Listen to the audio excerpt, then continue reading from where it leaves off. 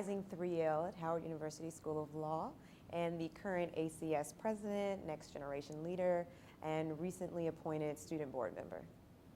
So ACS actually had a chapter at Howard prior to me actually attending, and my assumption is that all of the 3Ls who were a part of ACS left and took it with them to their respective places.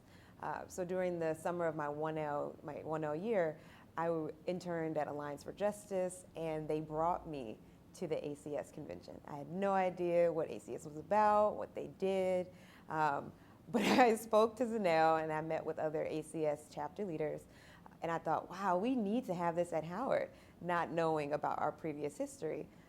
So myself and a couple other friends, we got together and we decided that we're going to revitalize the Howard ACS chapter. It has been a trying road, but I think we're going in the right direction. We have a very solid ACS board for next year, and we're really looking forward to the events that we're going to put on. I would say that being a part of ACS is probably the greatest experience that I've had since I've been at Howard, and we recently just started the organization.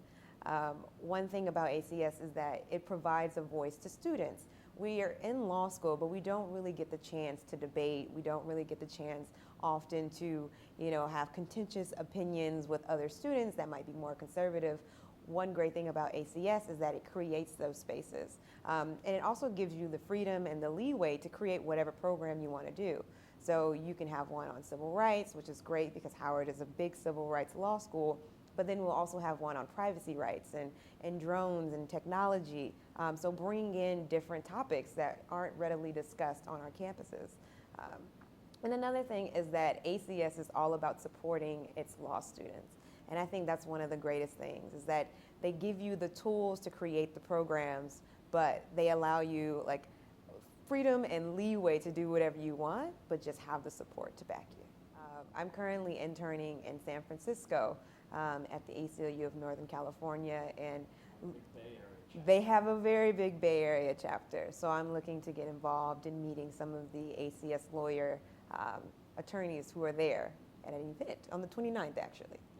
I think although I came into ACS a little late, so I wasn't indoctrinated my 1L year, I do think that it is something that every law student, every progressive, every liberal, whatever you consider yourself to be, get involved with. And not even just on an executive board level, but just as a student who attends events or as a student who attends ACS lawyer chapter events. Because there's a wealth of knowledge when you go to these places and just different groups of people that you would never have thought to encounter.